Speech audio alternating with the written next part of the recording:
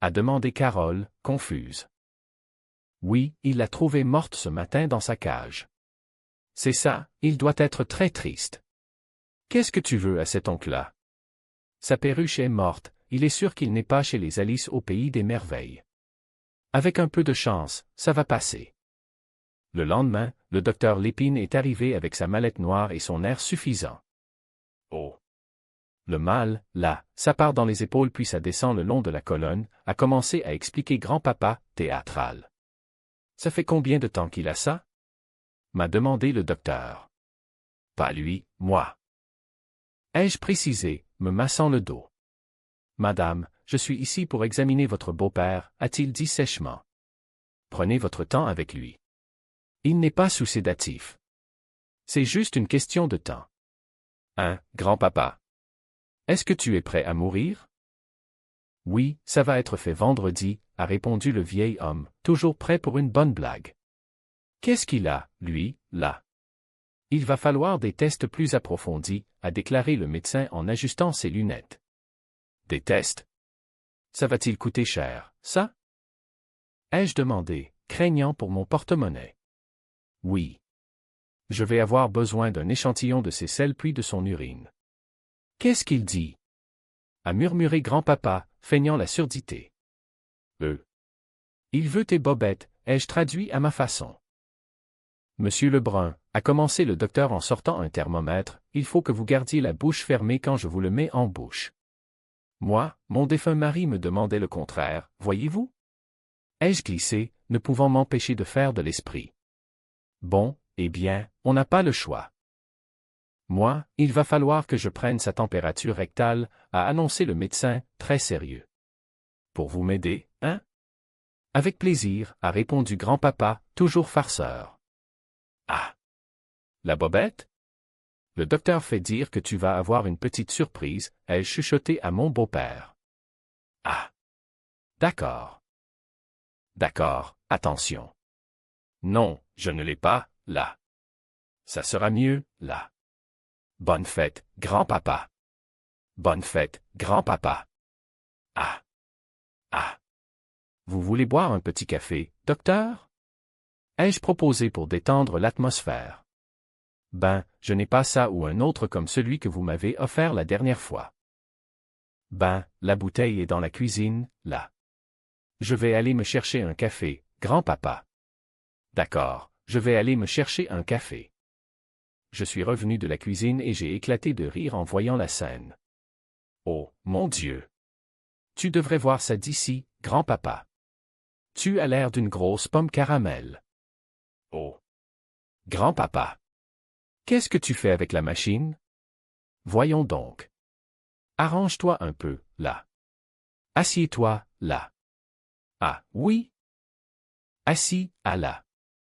Non, non, non, non, non, non, non. C'est bien mieux comme ça, hein? Monsieur. Monsieur Lebrun, qu'est-ce que c'est que ça? A paniqué le docteur, cherchant son instrument. Ah! Ben là, grand-papa, on va jouer à la chasse au trésor. Ben là, mon ami Lebrun, oubliez ça, là. Je pense qu'il est disparu, a constaté le docteur, complètement dépassé par les événements. Disparu? Je n'en achèterai pas un autre. Attendez donc, maintenant, vous l'avez disparu? Non, non, non. Assieds-toi, là. Assieds-toi, grand-papa. Disparu, là, Je pense qu'il commence à aimer ça, le vieux filou. Disparu, même, c'est-tu dangereux, ça? Ben là, il faut l'amener en urgence à l'hôpital, aujourd'hui. Non, mais on explorera la cavité à ce moment-là. Explorer la cavité? Oui. Il faut dire qu'il va falloir forer profond pour trouver des gaz de schiste là-dedans. Au revoir, Madame Lebrun. M'a salué le docteur, pressé de fuir notre maison de fous. Oui, oui, oui. Merci, là. À bientôt, docteur. À très bientôt, j'espère. Vous connaissez le docteur Duntul? Ben lui, c'est le docteur Doufocal, ai-je plaisanté une fois la porte fermée. Grand-papa, tu t'en vas à l'hôpital, et puis tu ne reviens pas. l'après-midi même, Carole cherchait ses affaires. Et, Thomas. Hein?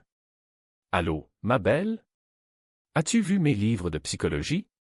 Je les avais laissés ici, hier soir, m'a-t-elle demandé en fouillant le salon. Non, non. Mais si tu les as laissés traîner sur le fauteuil de grand-papa, ils n'entendent rien. Méchant aspirateur, hein? Carole, Carole, Carole. Je veux faire quelque chose pour Bruno et Geneviève, là, ai-je avoué, incapable de réprimer mon besoin viscéral de tout arranger. Oh non, maman, je te l'ai déjà dit, là.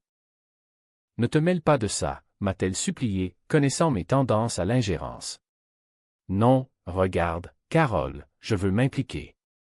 Je veux être une leader, là. Comme le gars en Syrie, là. Boubedali Bedagbad, là. Ne te mêle pas de ça, là, maman, et je ne niaise pas, promets-moi de ne pas intervenir. D'accord, d'accord. Moi, intervenir. Je ne niaise pas.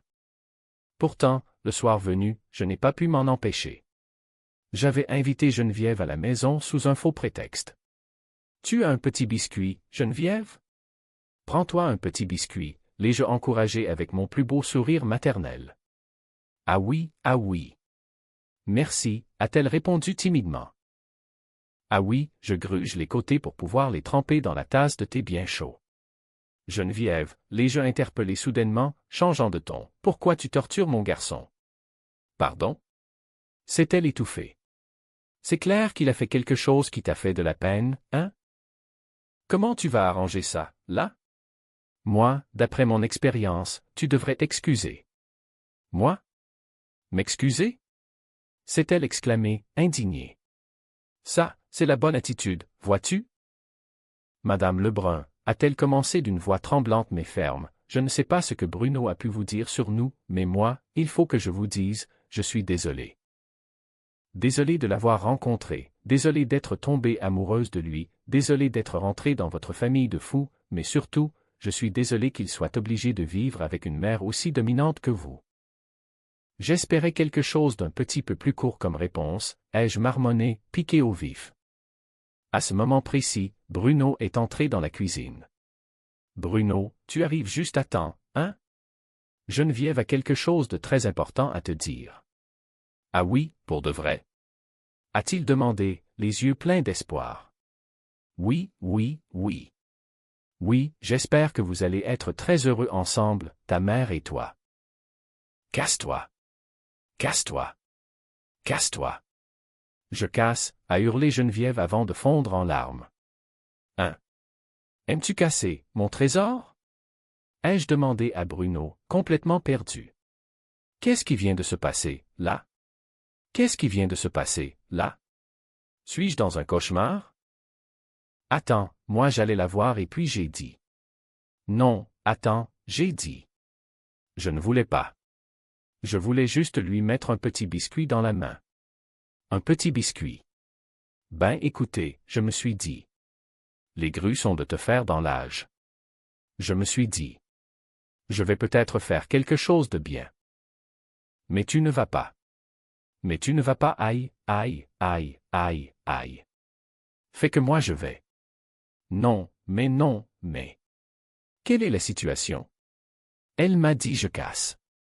Tu as bien fait de la flasher, mon gars. C'est elle qui a cassé parce que je ne suis pas sûr de vouloir emménager avec elle, a avoué Bruno, l'air misérable. Tu veux partir de la maison? Ai-je crié, le cœur brisé. Oui, c'est elle qui veut que l'on déménage ensemble pour avoir notre intimité. Mais tu es bien trop jeune pour quitter ta mère. Mais maman, j'ai 33 ans. S'est-il exclamé. C'est ça que je dis. Maman, j'aimerais ça que tu ne t'emmènes pas là-dedans. Que pour une fois, tu mettes toutes tes affaires de côté. Bruno. Bruno, tu es. Bruno. Mets toutes tes affaires. Je suis ta mère, j'ai le droit de savoir. Ah, allons donc. C'est un homme déguisé en femme. Allons donc. La journée suivante, l'atmosphère était électrique. Carole est rentrée, l'air épuisé.